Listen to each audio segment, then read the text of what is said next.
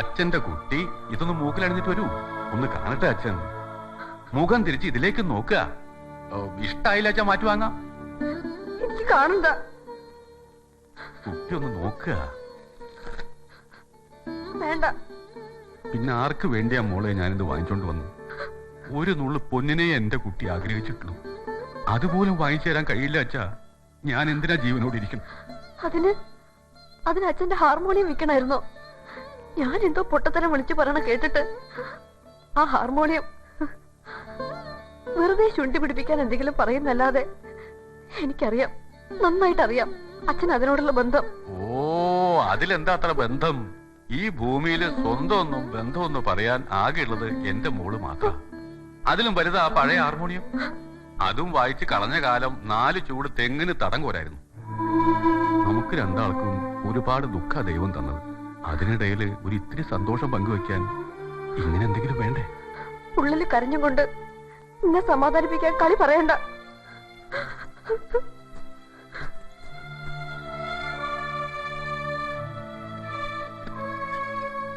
എന്താ എന്റെ ശിവനെ ഞാനിനി വേണ്ടേ?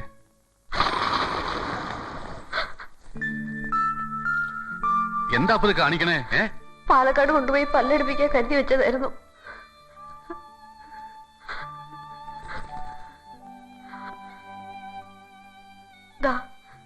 ഇത് കൊണ്ടുപോയി കൊടുത്തിട്ട് ആ ഹാർമോണിയം തിരിച്ചു വാങ്ങിക്കൂ. വേണം. അച്ഛന്റെ ജീവൻ വിറ്റിട്ട് എനിക്ക് പൊന്നണിഞ്ഞ് നടക്കണ്ട. അത് തിരിച്ചു വാങ്ങണം. പോവാൻ ബുദ്ധിമുട്ടാണെങ്കിൽ പറയുക. ഉണ്ണിമായ പോവും. ഇപ്പൊ ഈ രാത്രിയില്.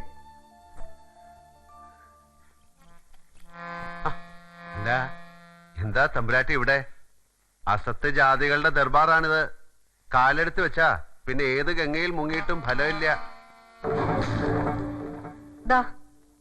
എനിക്ക് ഹാർമോണിയം തിരിച്ചു വേണം.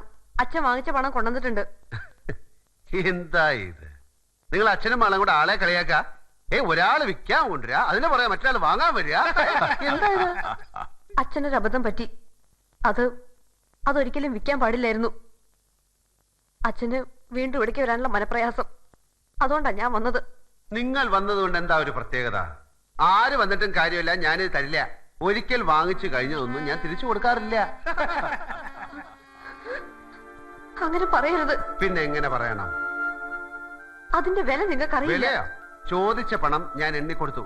കണക്ക് പ്രകാരം തമ്പുരാൻ 100 മണി എനിക്ക് ഇങ്ങോട്ട് തരാനുണ്ട്. പണം കൊണ്ട് വാങ്ങാൻ കഴിയുന്നതിനപ്പുറം അതിനൊരു വിലയുണ്ട്. അതെന്താണാവോ?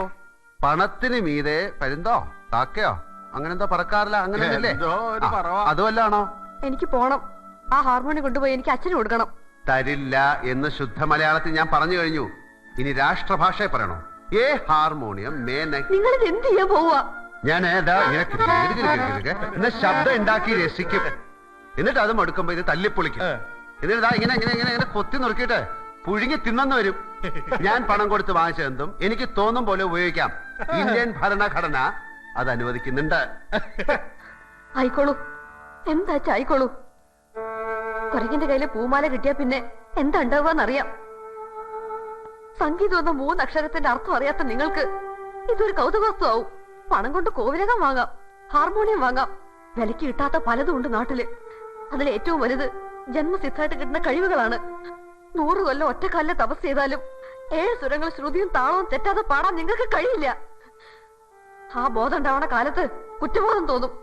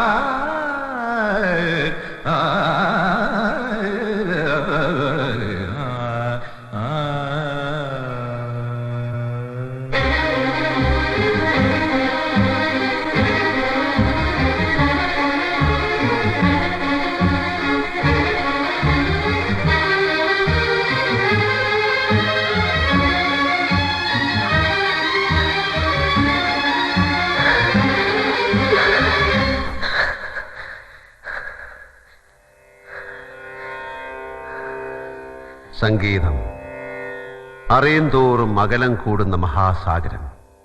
അലഞ്ഞിട്ടുണ്ട് അതും തേടി. നിലാവിൽ യമുനയുടെ കരയിൽ നക്ഷത്രമെണ്ണിക്കിടന്നവന് ഒരു വെളിപാടുണ്ടാകുന്നു. എന്താ ഗ്വാളിയറിലേക്ക് വെച്ച് പിടിക്കാൻ? എന്തിനാ? ഹിന്ദുസ്ഥാനി സംഗീതം പഠിക്കണം. ഗ്വാളിയർ ഖരാന മാജിക് പീകോക്കിനെ കുറിച്ചറിയാൻ ചെന്നുപെട്ടത് ഒരു പഴയ സിംഹത്തിന്റെ മടയിൽ. ഉസ്താദ് ബാദുഷാ ഖാൻ. മൂപ്പ നല്ല ഫിറ്റാ. എന്താ സംഭവം? നല്ല എ ക്ലാസ് ഭാങ്. ആവശ്യം അറിയിച്ചു. ദക്ഷിണ വയ്ക്കാൻ പറഞ്ഞു. ഊരുതണ്ടിയുടെ ഓട്ടക്കീശയിൽ എന്താ ഉള്ളത്? ഒന്നുമില്ല. സംഗീതത്തിന്റെ ആദ്യാക്ഷരങ്ങൾ പഠിപ്പിച്ച അമ്മയെ മനസ്സിൽ ധ്യാനിച്ചുകൊണ്ട് ദർബാർ രാഗത്തിൽ ഒരു സാധനം അങ്ങോട്ട് അലക്കി. പാടി മുഴുവിക്കാൻ വിട്ടില്ല. ഇങ്ങനെ അങ്ങോട്ട് ചേർത്തങ്ങോട്ട് പിടിച്ചു. ഉസ്താദ് ഫ്ലാറ്റ്. പിന്നെ ഹൃദയത്തിൽ സംഗീതവും സിരകളിൽ ഭാംഗമായി കാലം ഒരുപാട്. ഒടുവിൽ ഒരു നാൾ ഗുരുവിന്റെ ഖബറിൽ ഒരു പിടി പച്ചമണ്ണ് വാരിയിട്ട് യാത്ര തുടർന്നു. ഇന്നും തീരാത്ത പ്രവാസം. സഫറോं की जिंदगी जो कभी नहीं खत्म हो जाती है. शंभो महादेवा.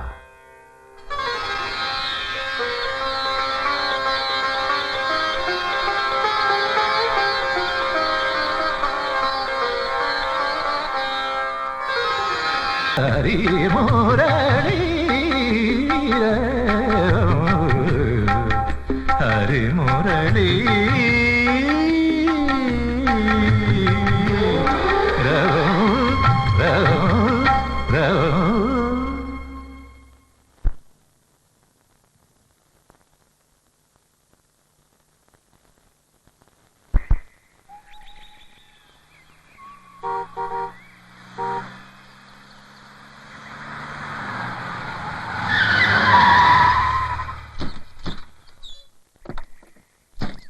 അയ്യോ, ആരാ ഇത്? കൊളപ്പള്ളി തമ്പുരാനാ. നമസ്കാരം തമ്പുരാൻ. അപ്പൊ നിനക്കെന്നെ ഓർമ്മയുണ്ടല്ലേ? അതെന്ത് ചോദ്യം തമ്പുരാൻ? മറക്കാൻ പറ്റുമോ തമ്പുരാനെ? എന്നെ ഓർമ്മയുണ്ടെങ്കിൽ എന്നോട് പറഞ്ഞ വാക്ക് ഓർമ്മയുണ്ടാവുമല്ലോ. ഓ, കോലവും പൊളിക്കണ കാര്യല്ലേ? ഈ ഐഡിയ വിട്ടിട്ടില്ല. ഇതാ കണ്ടില്ലേ തങ്ങളങ്ങാടിന്ന ബാപ്പു സാഹിബ് വന്ന് കണ്ടു. മരത്തിന്റെ വിലയുടെ കാര്യത്തിൽ അങ്ങോട്ട് ഒക്കണില്ല. പക്ഷെ കച്ചവടം പറ്റിയിട്ടില്ല. മൂപ്പർ എനിക്ക് നല്ല കോഴിയിറച്ചി അതിശയപ്പത്തിരിയും വാങ്ങിത്തരാ, ഷൊർണൂർ ടൗൺ വരെ വന്നാലെന്ന് പറഞ്ഞു. ഞാനാണെങ്കിൽ കോലത്ത് താമസായ പിന്നെ സ്ട്രിക്റ്റ് വെജിറ്റേറിയനാണേ. ഈ അമ്പലം ആചാരക്കുള്ള സ്ഥലമല്ലേ, നോൺ വെജിറ്റേറിയൻ കയറ്റാൻ പാടില്ലാത്ര. നാട്ടിലെ ചില തെണ്ടി പരീക്ഷകളുമായി കള്ളുകൂടിയാണ് അവിടുന്ന് നേരിൽ കണ്ട ഇവര് പറഞ്ഞല്ലോ. അയ്യേ, കള്ളല്ല, സ്കോച്ച് വിസ്കി. അത് വെജിറ്റേറിയൻ. ഈ പഴങ്ങളൊക്കെ വാറ്റിയെടുക്കുന്ന സ്ഥലത്തല്ലേ. പുരാണങ്ങളിലൊക്കെ രാജാക്കന്മാർക്ക് സോമരസ ശീലം ഉണ്ടായിരുന്നായി പറയുന്നുണ്ടല്ലോ. നിന്റെ നാക്കിന് എല്ലില്ല എന്ന് എനിക്ക് ബോധ്യമായിട്ടുണ്ട്. പ്രസംഗം വേണ്ട. എന്താ നിന്റെ തീരുമാനം? അതാ എനിക്കറിയേണ്ടത്. നീ ആറാംബ്രാനായിട്ട് കോലോത്ത് വാഴുന്ന കഥകൾ ഞാൻ അറിയുന്നുണ്ട്. നീ ആരാ? നീ കോവിലകം എന്തിനു വാങ്ങിച്ചു? സത്യം എനിക്കറിയണം. 2 ചോദ്യങ്ങൾക്കാണ് തമ്പുരാൻ ഉത്തരം വേണ്ടത്. ചോദ്യം നമ്പർ 1, ഞാൻ ആരാണെന്ന്. ഉത്തരമില്ല തമ്പുരാൻ. മനുഷ്യൻ മഹാജ്ഞാനത്തിന്റെ കൈലാസം കയറുമ്പോഴും അവന്റെ ഉള്ളിൽ ഉത്തരം കിട്ടാതെ മുഴങ്ങുന്ന ചോദ്യം. ബുദ്ധനും ശങ്കരനും അവരും തേടിയത് ഇതേ ചോദ്യത്തിന് ഉത്തരം. ഞാൻ ആര്? അവര് പറഞ്ഞില്ല. അതിനുത്തരം തേടാനുള്ള നിയോഗമാണ് തമ്പുരാൻ ഓരോ മനുഷ്യജന്മത്തിന്റെയും. ചോദ്യം നമ്പർ 2, ഞാൻ കോവിലകം വാങ്ങിച്ചതിന്. ഉത്തരം ലളിതം. വെറുതെ ഒരു രസത്തിന്, ഒരു തമാശക്ക്, ഒരു കിറുക്കൻ സ്വപ്നത്തിന്റെ പുറകെ തിരിച്ച യാത്ര. ഞാൻ വരാൻ സമയം കിട്ടുമ്പോ കോലത്തേക്ക്. വേദാന്തം എനിക്ക് ഇഷ്ടമാണ്. വണ്ടി എടുത്ത് വരണം. വണ്ടി റോഡിന്റെ നടുക്കൊണ്ടിട്ട് ഊച്ചാളത്തിനും കളിച്ച ചവിട്ടി അടിതാമി കിടക്കും. ഹറാം സാലെ തെരമാക്കി തമ്പുരാൻ പോണം. നമ്മളിങ്ങനെ വഴിയിൽ നിന്ന് സംസാരിച്ചിരിക്കുന്ന തമ്പുരാന് കുറച്ച് സമയമാകുമ്പോ ഞാൻ കുളപ്പള്ളി വരാം. പോണം. ബാബു വണ്ടി ഇടാ. ചുമ്മാ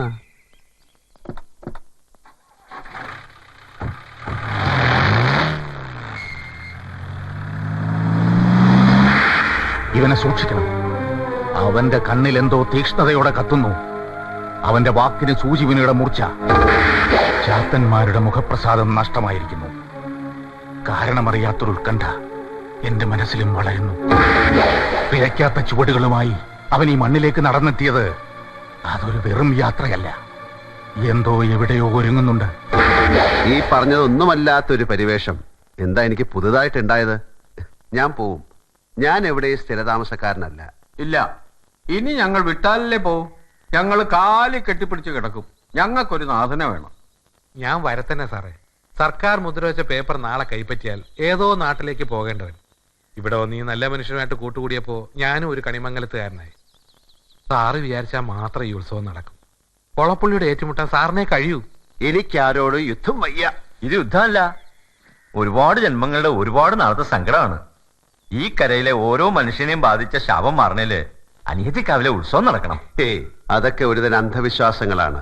പൊരുതി ജയിക്കാൻ കഴിയാതെ വരുന്ന സന്ദർഭങ്ങളിൽ മനുഷ്യൻ കണ്ടെത്തുന്ന ന്യായീകരണങ്ങൾ. ദൈവം ഒരു കാവിലെ മാത്രം താമസക്കാരനല്ല, വിശ്വം മുഴുവൻ നിറഞ്ഞു നിൽക്കുന്ന ശക്തി സ്രോതസ്സാണ്. ഗീതയിൽ കൃഷ്ണവചനമുണ്ട്, വിശ്വാസിയും അവിശ്വാസിയും പാപിയും നല്ലവനും എല്ലാം എനിക്കൊരുപോലാണെന്ന്. ആരാധന ഉത്സവങ്ങളും അമ്പലങ്ങളുമായി ബന്ധപ്പെടുത്തിയത് ഗോത്ര സംസ്കാരത്തിന് ഇരുണ്ട കാലമാണ്. കർമ്മമാണ് വിശ്വാസം, കർമ്മം തന്നെയാണ് ആരാധനയും. വലിയ വാക്കുകളും വലിയ വിഷയങ്ങളും ഞങ്ങൾ ഈ നാട്ടുമ്പുറത്തുകാർക്ക് അറിയില്ല. തമ്പുരാൻ മുന്നിലുണ്ടെങ്കിൽ കൊല്ലാനും ചാവാനും ഗോവിന്ദൻകുട്ടി റെഡിയാ. എന്നെ കൊണ്ട് അതേ കഴിയും. ഈ കാവും കാവിലമ്മയും അതിനെ ചുറ്റിപ്പറ്റിയാണ് ഞങ്ങളുടെ ജീവിതം. അത് സൂര്യ തേജസ് കെട്ടുപോയ ചുറ്റും കറങ്ങുന്ന ഗ്രഹങ്ങളുടെ സ്ഥിതി എന്താ? കാവിലമ്മയുടെ മുഖപ്രസാദം മുടങ്ങിപ്പോയ ഉത്സവം നടത്തിയെങ്കിലേ തെളിയൂ. അത് തെളിഞ്ഞാ ഈ നാടിന്റെ മുഖം തെളിയും. അവിടുന്ന് മനസ്സ് വെച്ചാൽ എല്ലാം നടക്കും.